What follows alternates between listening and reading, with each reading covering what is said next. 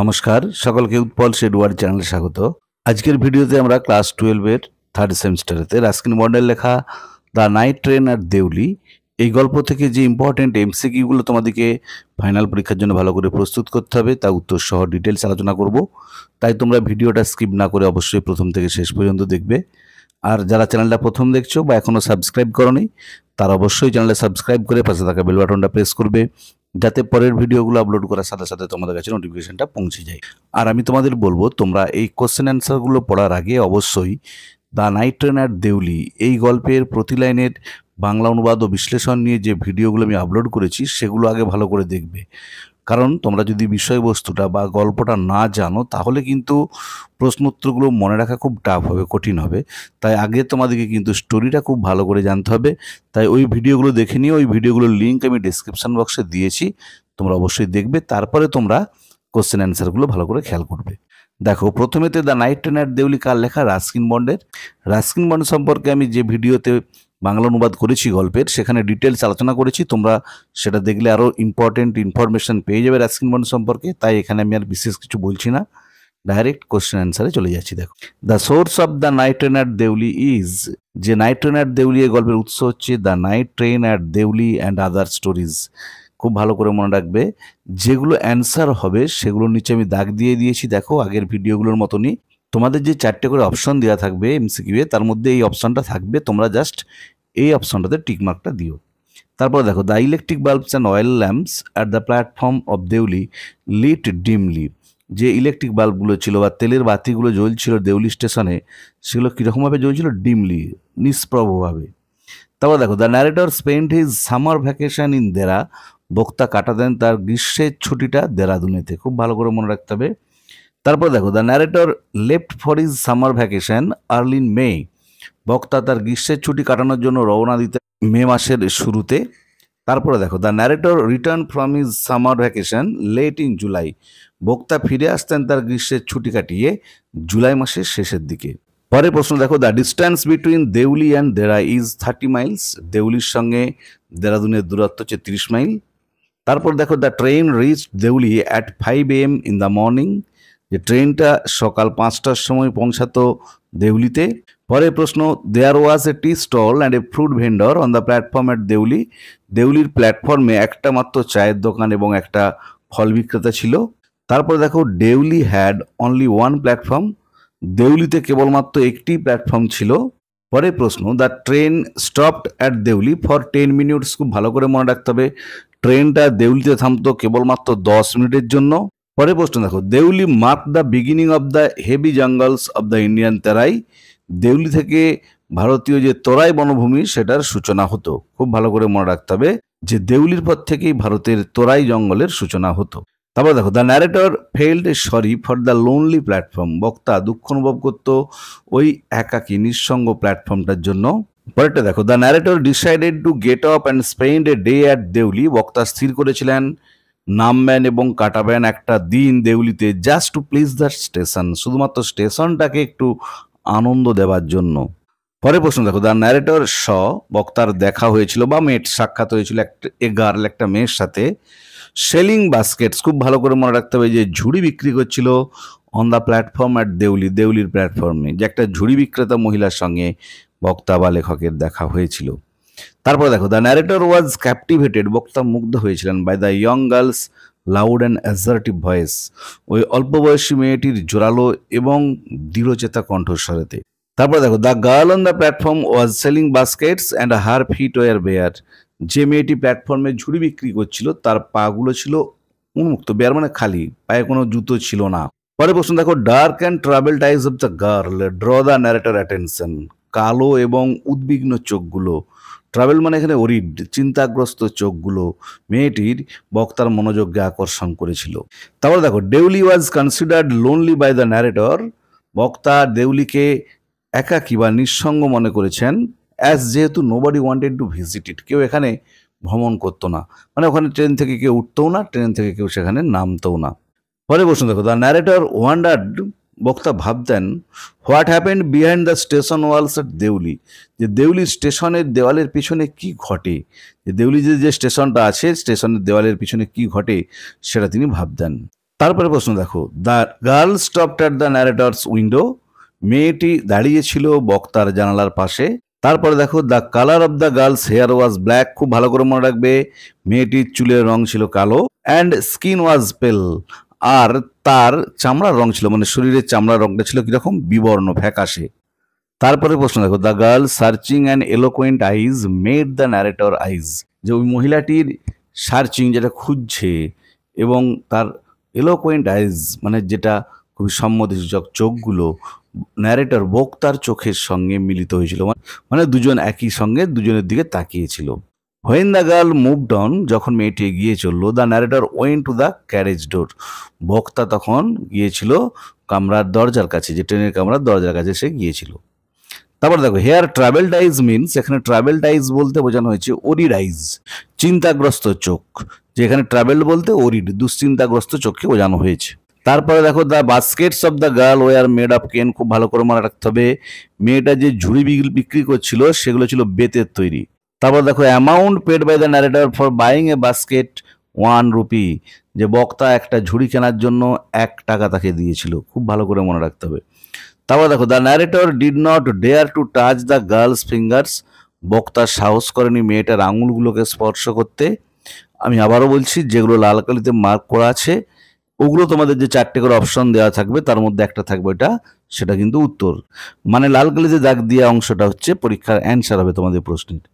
তারপর দেখো, the guard blew his whistle, guard তার বাঁশিটা বাজিয়েছিল just when the girl was about to speak, ঠিক যখনই মেয়েটা কোনো একটা কথা বলতে যাচ্ছিল। তারপর দেখো, the girl's words could not be heard, মেয়েটার কথাগুলি শুনতে পাওয়া যায়নি বিকজ কারণ of the clanging of the bell, ঘন্টার আওয়াজের জন্য, যে ঘন্টার আওয়াজের জন্য মেয়েটার কথাবার্তাগুলো শোনা যায়নি। তারপর দেখো, the narrator watch the girl from his compartment, বক্তা লক্ষ্য করেছিল মেয়েটিকে তার কামরা থেকে, till his vision was obstructed by the signal box, খুব ভালো করে মনে রাখতে হবে, যতক্ষণ না তার দৃষ্টিশক্তিটা সিগন্যাল বক্সে বাধা পায়।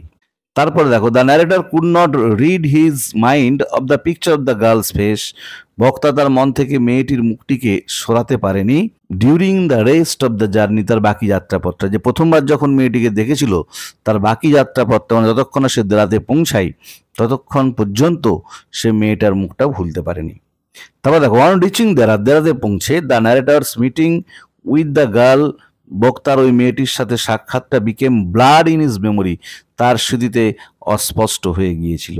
পরে দেখো, after first meeting with the girl, মেয়েটির সাথে প্রথম সাক্ষাতের পর, the narrator return from Dehra after 2 months, বক্তা দেরাদুন থেকে ফিরেছিল 2 মাস পরে, সময়টা খুব ভালো করে মনে রাখবে, 2 মাসটা।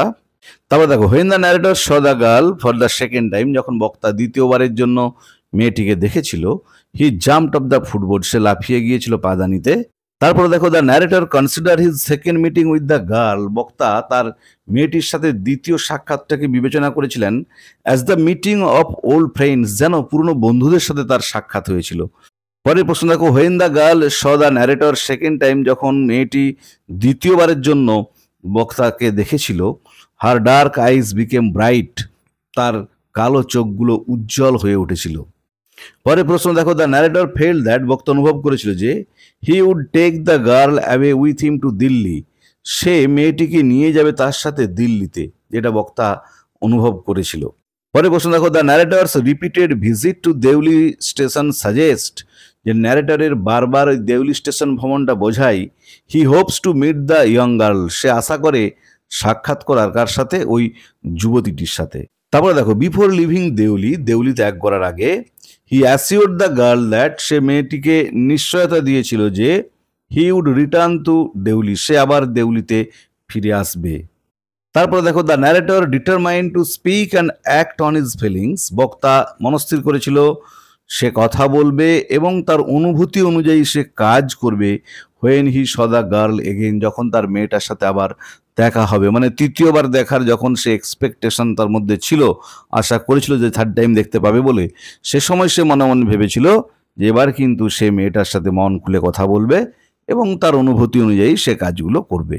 পরের প্রশ্ন দেখো, when the narrator could not find the girl, যখন বক্তা মেয়েটিকে দেখতে পায়নি অ্যাট দেউলিতে, he asked the station master, খুব ভালো করে মনে রাখতে হবে, সে জিজ্ঞাসা করেছিল স্টেশন মাস্টারকে, দেউলির স্টেশন মাস্টারকে, if he knew the girl, সে জানে কিনা মেয়েটিকে, who used to sell baskets there, যে সেখানে ঝুড়ি বিক্রি করত। পরের প্রশ্ন দেখো, আফটার আস্কিং দ্য স্টেশন মাস্টারকে জিজ্ঞাসা করার পর the narrator ran to the moving train, বক্তা দৌড়ে গিয়েছিল চলন্ত ট্রেনটাতে, as he did not want to be left behind, যেহেতু সে চায়নি সে সেখানে পড়ে থাকুক। পরের প্রশ্ন দেখো, দ্য ন্যারেটর রিয়েলাইজ দ্যাট, বক্তা উপলব্ধি করেছিল যে his feelings for the girl war strong and persistence, তার অনুভূতিগুলো মেয়েটির জন্য ছিল কিরকম, দৃঢ় এবং স্থায়ী। পরের প্রশ্ন দেখো, the narrator saw over the railings, বক্তা দেখেছিল রেলিং এর উপর দিয়ে এ ম্যাঙ্গো ট্রি, যে রেলিং এর ওপর একটা আম গাছ দেখেছিল, খুব ভালো করে মনে রাখতে হবে। তারপর দেখো, এই dusty road led into the jungle, একটা ধুলোমাখা পথ প্রবেশ করেছিল জঙ্গলের ভেতরে। পরের প্রশ্ন দেখো, the narrator saw the girl twice, বক্তা মেয়েটিকে মাত্র দুবার দেখেছিল, খুব ভালো করে মনে রাখতে হবে। পরে দেখো, the narrator's grandmother was not pleased with his visit, বক্তার ঠাকুমা আদৌ সন্তুষ্ট ছিল না তার এই ভ্রমণে, as he did not stay long, যেহেতু সে বেশি দিন থাকেনি, এ ফিউ ডেজ অনলি, কয়েকদিন মাত্র ছিল বলে। পরের প্রশ্ন, the previous station master of Deoli station, Deoli স্টেশনের যে আগের স্টেশন মাস্টার ছিল সে ট্রান্সফার টু অ্যানাদার পোস্ট, সে অন্য পোস্টে ট্রান্সফার হয়ে গেছে। The narrator asked the tea stall owner, বক্তা জিজ্ঞাসা করেছিল চা দোকানিটাকে অ্যাট দেউলির অ্যাবাউট দ্য গার্ল, মেয়েটা সম্পর্কে। তারপর দেখো, the tea stall owner wore a greasy clothes, ওই চা দোকানিটা পরেছিল একটা ধুলোমাখা বা নোংরা পোশাক। The tea stall owner said that, চা দোকানিরা বলেছিল যে the young girl had stopped coming, যে ওই যুবতীটা আসা বন্ধ করে দিয়েছে। পরের প্রশ্ন দেখো, the narrator's main objective in returning to Deoli, বক্তার প্রধান উদ্দেশ্য দেউলিতে ফিরে আসার ওয়াজ ছিল কি, to find out more about the girl, বেশি করে মেয়েটাকে খোঁজা, যাতে করে সে মেয়েটাকে খুঁজে পায়, দেখতে পায়, সেই জন্য সে বারবার দেউলিতে আসতো। তারপর দেখো, a girl's look from her dark impatient eyes, একটা মেয়ের চাউনি তার ওই কালো অধৈর্য চোখগুলো থেকে, has stolen the narrator's heart, বক্তার হৃদয়কে চুরি করেছিল, যে একটা মেয়ের কালো চোখের অধৈর্য চাউনিটা তার হৃদয়কে চুরি করে নিয়েছিল। পরের প্রশ্ন দেখো, the narrator always looked out of carriage window, বক্তা সবসময় জানালা দিয়ে তাকিয়ে থাকতো, when he passes through Deoli, যখনই সে দেউলি পেরিয়ে যেত বা দেউলি পার হতো, কিসের জন্য, মেয়েটিকে খুঁজতো, যে তাকে দেখতে পায় কিনা সেই ঝুড়ি বিক্রেতা যুবতীটিকে। পরে প্রশ্ন দেখো, the narrator never breaks his journey at Deoli, বক্তা কখনো তার জার্নিটা দেউলিতে বন্ধ থামায়নি, যে যেতে যেতে দেউলিতে নেমে গিয়ে একটা সারাদিন তাকে খোঁজাখুঁজি করে আবার পরের ট্রেনে সে কখনো দেওয়া যায়নি। কিসের জন্য দেখো, পরীক্ষা করো কেন, as he is afraid it May spoil his game, যেহেতু তার ভয় হতো হয়তো তার এই যে গেমটা সেটাকে সেটা নষ্ট করে দেবে, তার যে একটা গেসিং গেম, অনুমান করা যে মেয়েটা হয়তো এই হয়েছে, মেয়েটা হয়তো ওই হয়েছে, মেয়েটা হয়তো দেখা পেতে পারি, এই গেসিং গেমটাকে নষ্ট করে দেবে বলে সেই ভয়েতে সে কখনো ট্রেন থেকে নেমে মেয়েটার সন্ধান বা অনুসন্ধান করেনি। পরের প্রশ্ন দেখো, the literary the night train at Deoli belongs to nostalgic realism, যে সাহিত্য ধারাতে the night train at Deoli গল্পটি লেখা হয়েছে সেটা হচ্ছে নস্টালজিক রিয়ালিজম। নস্টালজিক মানে আমরা জানি পূর্বের স্মৃতিকথা, আর রিয়ালিজম মানে বাস্তব। তারপরে দেখো, the main theme of the story is hope and longing, এই গল্পের প্রধান বিষয় হচ্ছে আশা এবং একটা চাওয়া পাওয়া। আর ইন দি স্টোরি, এই গল্পে দ্য গার্ল সিম্বলাইজেস, মেয়েটা কিসের প্রতীক, মিস্ট্রি, রহস্য, অ্যান্ড ফ্লিটিং লাভ, যে লাভটাকে আমরা ধরতে পারি না, পেরিয়ে চলে যায়, ফ্লিট মানে চলে যাওয়া, সেরকম একটা ভালোবাসা। তাহলে আজকের ভিডিওতে আমরা ক্লাস 12-এর থার্ড সেমিস্টারের রাস্কিন বর্ণের লেখা the night train at Deoli, এই গল্প থেকে যে ইম্পর্টেন্ট এমসিকিউগুলো তোমাদেরকে ফাইনাল পরীক্ষার জন্য ভালো করে প্রস্তুত করতে হবে তা নিয়ে ডিটেলস আলোচনা করলাম। তোমরা যদি এই লাইনগুলো ঠিক ভালোভাবে পড়ে যাও, যাই এমসিকিউ পড়ুক না কেন, তোমরা দেখবে ঠিক এখান থেকেই কমন পেয়ে যাচ্ছ এবং তোমরা নিশ্চিতভাবে বা নির্ভুলভাবে উত্তর লিখতে পারছো। ভিডিওটা ভালো লাগলে অবশ্যই লাইক করবে, বন্ধুদের মধ্যে শেয়ার করবে এবং কমেন্ট করে জানাবে। আমি অলরেডি তোমাদের ক্লাসের অর্থাৎ ক্লাস 12-এর থার্ড সেমিস্টারের প্রত্যেকটা পিসের পোজ, পোয়েট্রি বা প্লে, প্রত্যেকটা পিসেরই প্রতি লাইনের বাংলা অনুবাদ বিশ্লেষণ করে ভিডিও আপলোড করেছি এবং এখান থেকে প্রত্যেকটা পিস ধরে ধরে আমি যে ইম্পর্টেন্ট এমসিকিউগুলো প্রস্তুত করতে হবে তা নিয়ে ডিটেলস আলোচনা করছি এবং এরপর আমি এখান থেকে যে ইম্পর্টেন্ট গ্রামারগুলো তোমাদেরকে ফাইনাল পরীক্ষার জন্য প্রস্তুত করতে হবে তা নিয়েও পরপর ভিডিও আপলোড করে যাব। তাই তোমরা যারা চ্যানেলটা প্রথম দেখছো অবশ্যই সাবস্ক্রাইব করে পাশে থাকা বেল বাটনটা প্রেস করবে, যাতে পরের ভিডিওগুলো আপলোড করার সাথে সাথে তোমাদের কাছে নোটিফিকেশনটা পৌঁছে যায়। ভালো থেকো সবাই, ধন্যবাদ।